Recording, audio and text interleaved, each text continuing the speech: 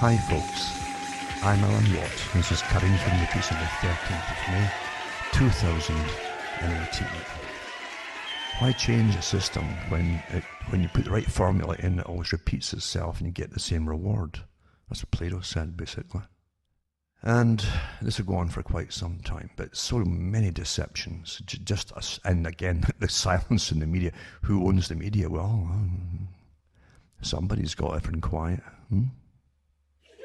Isn't that right? Isn't that right, yeah? But we're a world we're living in with massive chem sprays going on all over the world and weather modification, and I'm laughing at anybody mentioning it. That's the simple tech now. Just point them, conspiracy nut, even though in their own scientific magazines they admit it. But if you repeat what they say, you're a crazy person. It's so easy to do that, isn't it? And even though places like China writes in their own papers about altering the weather on massive scales for the crops and so on, pretty routinely. So I've said before, truth doesn't matter in this day and age, even in the courts. And again we're like stuck in that movie called Groundhog Day, where you wake up and it's the same thing. We're seeing the same thing over and over again, eh? Who are we at war today with, And that's what Winston, of course, was asked by O'Brien, who was being brainwashed and tortured. Easy to lose sight, eh? And you had all that nonsense, Al-Qaeda to ISIL to ISIS to DICE to as they keep throwing it all around and keep funding the same groups over and over and over. Don't forget that our countries and our tax money has been used for, even before 9/11 happened, to slaughter people across the world. It's hard for us to imagine it when we're sitting, without too much pain, most of us. And you get a roof over your head. As long as you keep paying your taxes, you might still have a roof over your head in a little while. We get all these threats, etc. too, because everything in the system of power is always a threat. If you don't, blah blah blah, this will happen. But there are countries across the world that imagine families sitting huddling, waiting for it all to fall because the biggest military complex on the planet, on behalf of themselves or maybe in combination with someone else or even for someone else, has already got you marked down for annihilation. For doing what? It's difficult for the completely brainwashed, and we're all pretty well completely brainwashed. That's how we're trained to be in our system, thinking the whole world's pretty nice. But getting back to the reality of those who are brought up in a higher reality of power, they're taught what power really is. And there's no niceties in power. None whatsoever. There's no playing the game, this old nonsense of being the gentleman and let's have a duel type of thing. It's nothing like that at all. It's cunning, conniving, deception, lying, and slaughtering. That's what power is. And power is camouflaged heavily, mightily in your nations towards you all, the domestic populations, when there's times of peace. It's the same power behind it.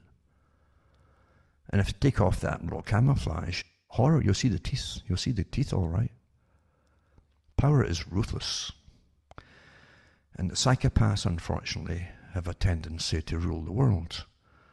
And there are many psychopaths. Psychopaths love power and money, by the way.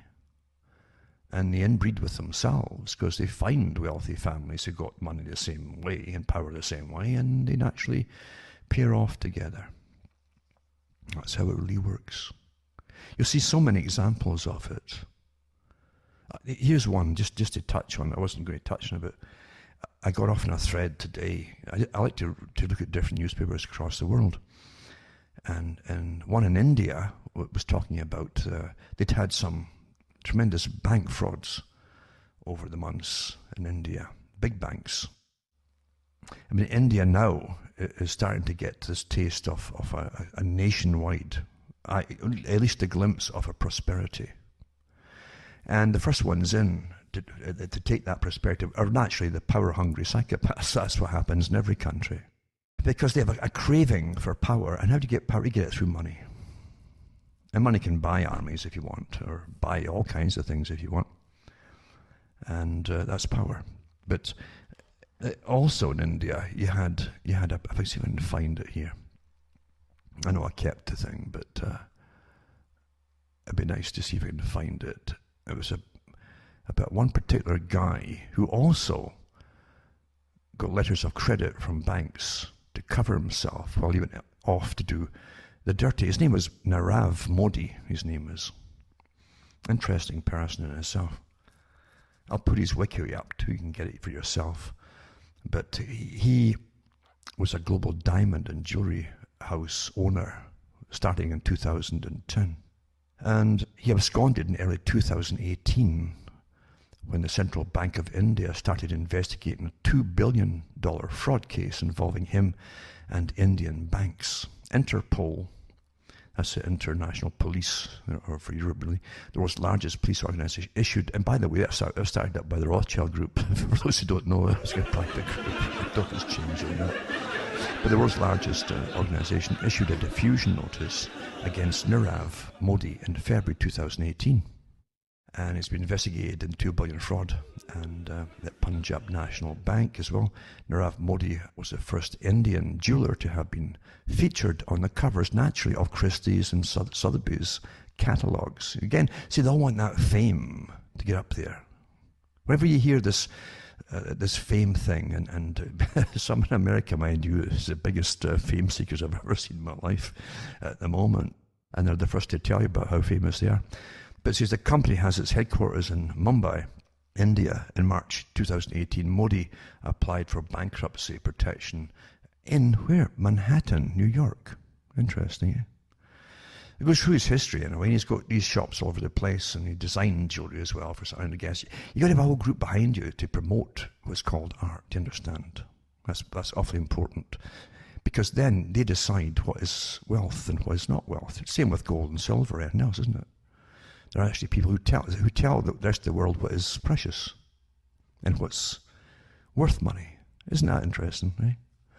But anyway, this guy, he's holed up somewhere in Manhattan at the moment, not too far from his flagship store. It says flagship for the U.S. in Madison Avenue, which was opened by Donald Trump Jr. in 2015. The actual store, eh? But it says he also married another woman who was involved in diamonds, or families are involved in diamonds, and they're also involved with the Israeli discount bank, it says here as well, a revolving credit facility with Israel Discount Bank. Big players. So this guy literally is one of countless people. I'm just giving this as an example of the psychopathic con man who's got... now, it's not true that all psychopaths are really hyper-intelligent. Just make a big deal about the ones who manage to pull it off. But you'll find with psychopaths, they're not loners. They can recognize other psychopaths, and they'll intermarry with other psychopaths. And they can pull off big scams across the planet. What do you think the banking scam was in 2007 and 8? What collapsed the economy in all the countries. And everybody's dollar since then has been worth an awful lot less. Inflation, eh? I'll also put a link up tonight too to show you they're doing it again now. The same banks are doing it again. Oh, isn't that amazing? They'll guarantee 100% mortgages for first-time buyers and folk who can't afford it. Same scam. Then they'll start selling them off to different banks, to each other, as they jack their prices up over and over again. Groundhog Day once more, eh? Isn't it amazing? Just, you really think you're stuck in repetition here, and we are. Hell is repetition, isn't it? By the same people. But this Nirav Modi is just an example of a good psychopath. He'll crave status, crave praise for being so wealthy.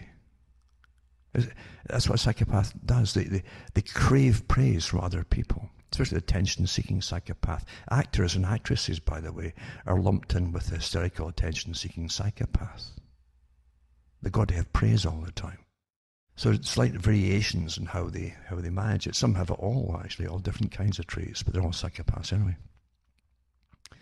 But I'm just giving examples of how it's done. But all the big magazines praised this Narav Modi. Forbes did it, and other ones did it too. Quite something, eh? So they're up there riding high for a while and getting all this praise for being such a great, great crook. And it's true enough, if you're going to do a big scam, do it on a big scale.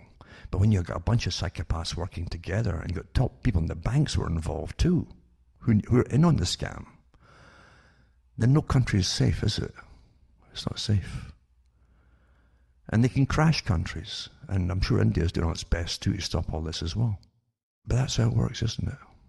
Isn't that amazing? Anyway, if they don't get caught, you see, they end up running politics as well. And then they might even become a philanthropist for tax evasion, or you know, they can lower their taxes by giving off the appearance to charities and so on. They all do that. And then they get more and more status, and then they end up like Bill Gates having injections across the planet, you know, that weren't demanded by the people either. I mean, it's a different system that runs this, really, isn't it? But that is a system. That is a system. The system that they live in has changed. Only for the same rulers, though, who've always ruled the world through money. I think it was old Sam Bronfman that said that he who hath the gold maketh the rules. He had a sign over his, I think it was his bed, actually, you know, according to the biographers. And that's what it is. Everybody else, you can buy armies if you've got the gold. Tell them what to do. Governments come to cap in hand to lenders all the time, private lenders. So it's awfully powerful, more powerful just to own the system of wealth, isn't it? Then everything else must be under your command, obviously. If you're fed up with any government, you simply withdraw loans and so on. You don't loan them anymore. The public get fed up, living in poverty, and overthrow the whoever's elected or dictator. It doesn't make any difference, really. And they get you out. The people that get you out. And we're going into this system now, as I say, and the Council on Foreign Relations talked about a few years ago, and I read it at the time when I was on the air, where they said it was time for philanthropists and the big boys to take their place in governing the world. And I went over folks' heads, because you're not electing them. I said they're not running for government. They're just managing the world, like the Musks and all the rest of them, using your tax money, naturally, even for their own corporations. Now, what I'm going to do now is to put a few links up for you to look up, if you want to do with how we're really managing the world, to do with Agenda 21 for the whole 21st century. Remember, the whole agenda with this divided parts that you sign on to every 15 years or so for the next step. But it's for the whole century. Whether it's 2030 or whatever, it's still for the whole Agenda 21. Drafted up from the Biodiversity Treaty of Morris Strong in 1992, the Rio Air Summit, and updated ever since. And we don't vote for any of these organisations that brought it into effect. Hand it to your governments, and the governments rubber stamp it, because the governments at the top are told to rubber stamp it by those who rule the world. And yes, of course you have folk who rule the world. Of course you do. They boast about it. In fact, they boast about the fact the Council on Foreign Relations that it drafted up the whole of the European Union's treaty and agenda and so on, the structural system. Well, nobody voted for them to do that. They did the same thing for NAFTA. That's who drafted it all up, handed it to the governments, and they put it into law. And in the old days, it used to be that countries, if you had a king or a queen or a princess or whatever it happened to be, you could, if they got married to another king or queen or princess or prince, they got big chunks of land. Sometimes whole countries went along with it, including all the peasants that were lived on it too. Nothing has really changed, folks. You haven't figured that out. It's great how terminology and names, the changing, throws you right off what you're actually seeing and what you're living through. It truly is. So Agenda 21 is alive and well. They've always had, from at least the 50s or 60s, even before that, the agendas, they had it worked out. There's too many of you that there will be in the future. Going to bring down the population. How do you do it? Well, you bring them back down to the old standards they had before they had more money and better food and so on. and they'll start dying off with diseases, etc., etc., etc. But in the meantime, in the scientific system, give them cheap entertainment. You can make sure they can rut like animals, as much sex as they want, and they've already trained them that the first signs of pregnancy, you must be sick. You've got an illness, it's called pregnancy, and they run off for abortions. That's what happens. They said they could do this before they made it all happen, before they gave the pill or anything else out there. They said they could, and sure enough, they've done it. Fascinating to see that. There's not much they can't make you do. Give them time, they can do anything. Anyway, they're bringing in a car-free day nonsense just to get that through your head with repetition, repetition, repetition. In Wales, for instance, you have a car-free day. And they give out your money and grants to pay organisations to turn up and protest and give and wave their signs and stuff, and go into the children's schools and tell them how nice they'll be if they don't pollute the planet and go into a third world status. Also, maternal health care disappearing in rural America. That's another article too. It's happening across the whole world. That's why I'm using, whatever I tell you about one country is happening everywhere else at the same time. This should give you another clue that you're already under a global governing system. And again, they said that how to force folk into the cities or persuade them or nudge them, like Sunstein said. And how you nudge them? Well, you make sure there's just no amenities left in the rural areas. It's unsustainable. We can't guarantee electric power to them.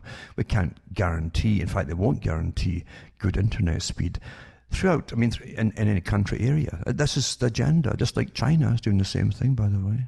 And China's a model state for the world.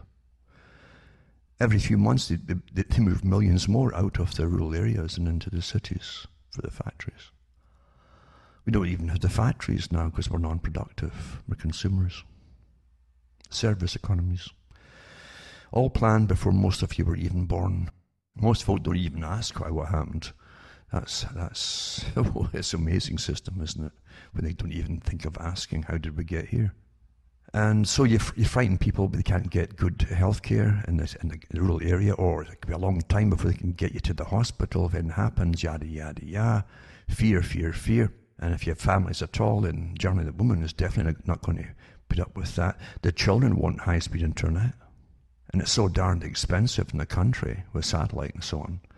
And you can only use about one computer at a time on satellite, unless you're going to spend hundreds of bucks a week, hundreds per week, to have a higher service or something. It's up to you.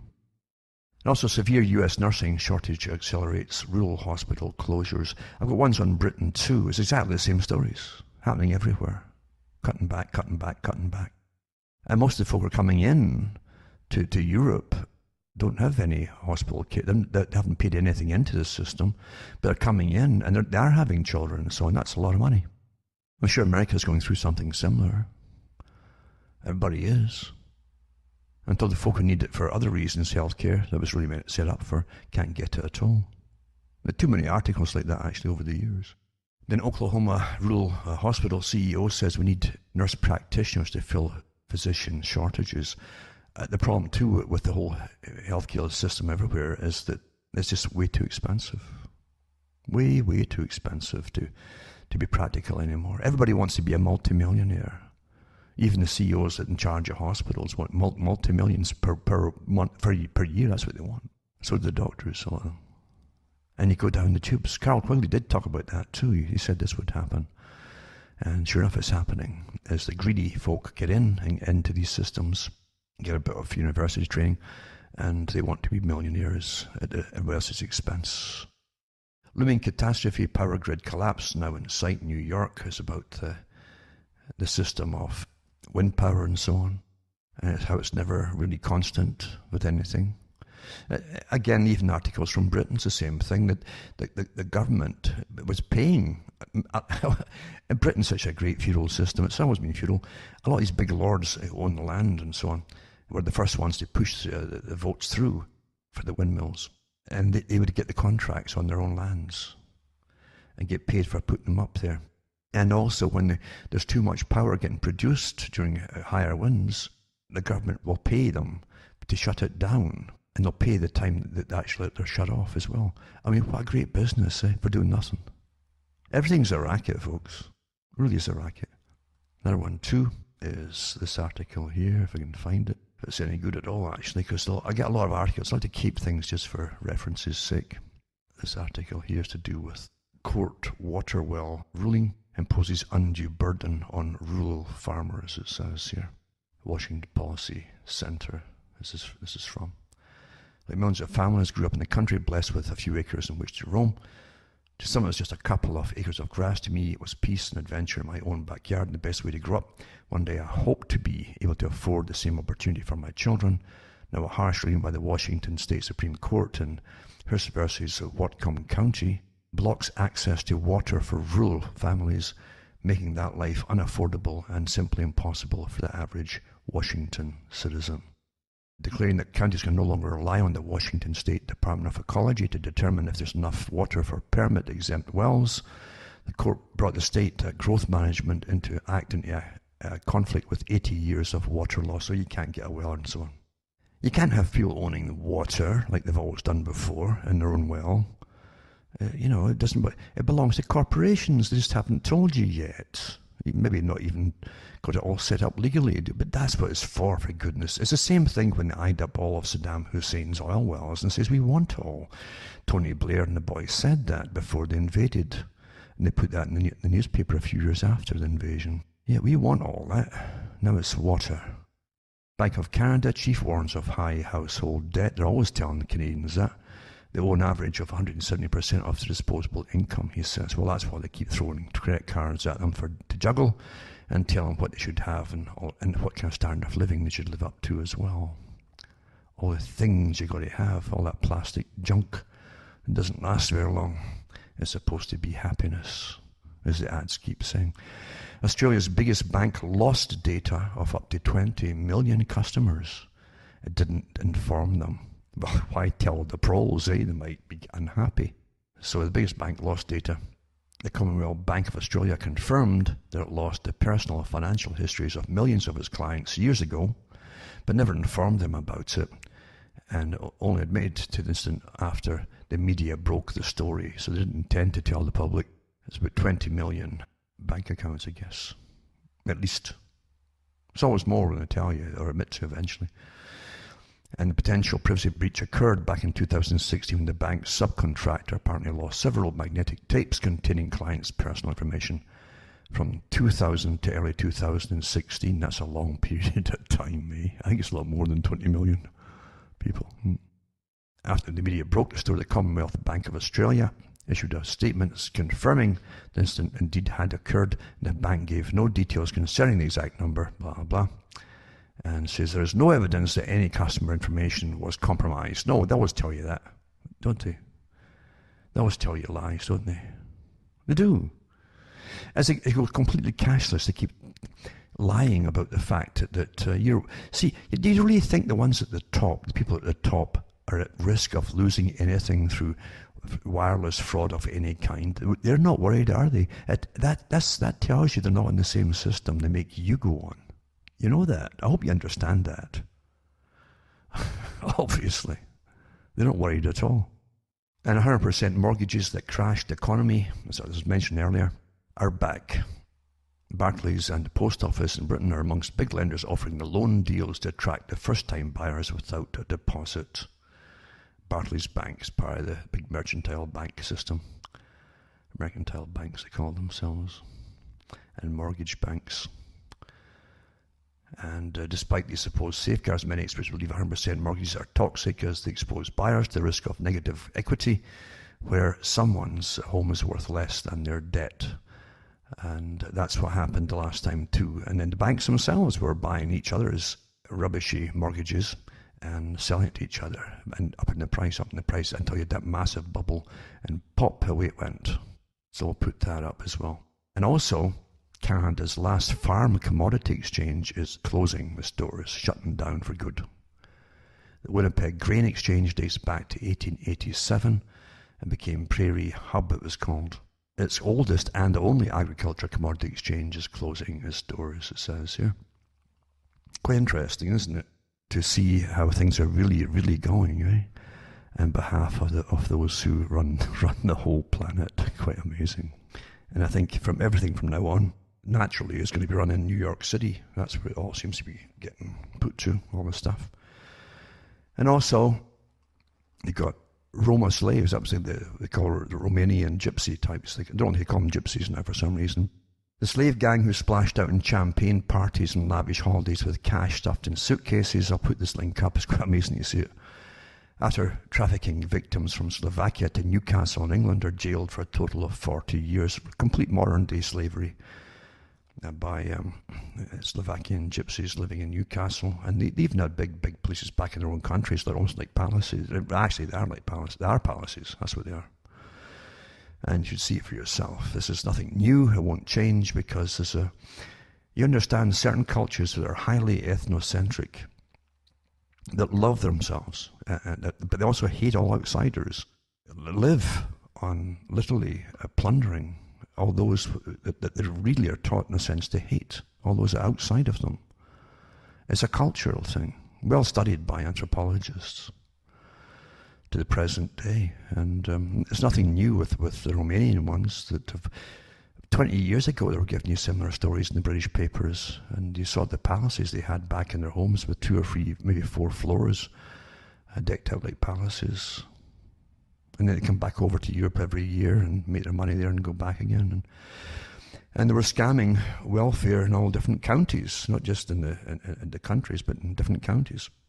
And travelling all day from county to county collecting welfare, different names, etc. But these people were getting brought in as slaves, literally. And a quite amazing story it was. It says that they bought the slaves for £200 each, I guess. They were shipped from Bratislava, and tens of thousands of pounds were pocketed in claims using the victims' names off the welfare, etc. No one wants to touch anything anymore because everything's so fragile. Oh, should we say this? Oh, should we do this? Oh, can we touch this? Oh, everything's so PC now that the crime runs on a rampage now.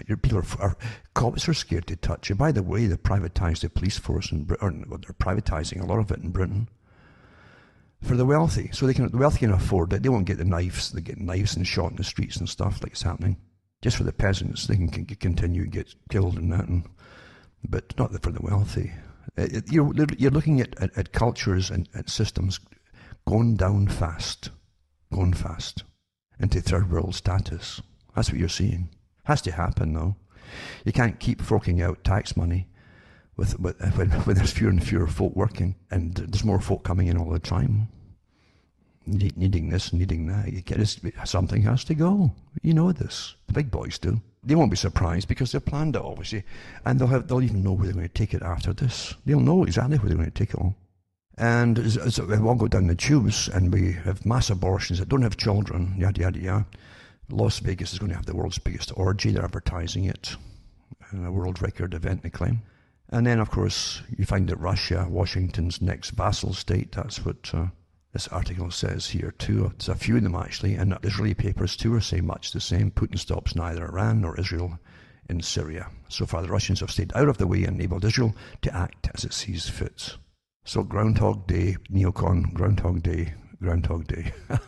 Here we go, eh? Quite something. Rather sad. And all you really have is a little spoof put out by one of the Monty Python crew who got in trouble a few years ago for using a word which began with F in a song. And so he's given another one to sing to Donald Trump. Monty Python's Eric Idle Blast Trump, an updated FCC song, because that's what got Idle before, the FCC.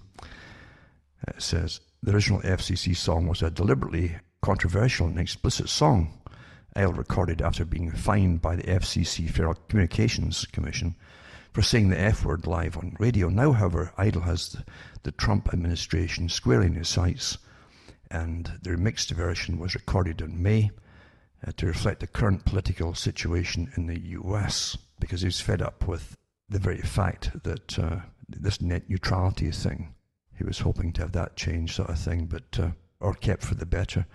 But now, in other words, he doesn't like the internet being completely policed. That's really what it's all about. So he's really thanking, I guess, Trump for really having the internet totally policed now, I guess. That's his little way of doing it. But you need a little bit of humour in this day and age because it's so hellish out there. It really is. And the deceptions are so incredibly monstrous and it's everywhere. It's everywhere. Everywhere you look. Multi-level deceptions. Disgusting. Anyway, keep your chin up, as I say. And don't let the bar stewards get you down, you know. You know what a steward is, don't you? And that's just what you have to do, is keep your chin up. Because otherwise it will get you all down. And remember, our lives are little passing, little flickers of light. That's what they are in this long world. And we always think we've got to change it all in our lifetime. And it takes you most of your life to find out that you really can't change it that much because it's all managed by forces above you. I've mentioned some of them. And as long as we're all running the same money system, the same eternal gangs run all. For myself, Alan Watt from Ontario, Canada, this good night. May your God or your gods go with you.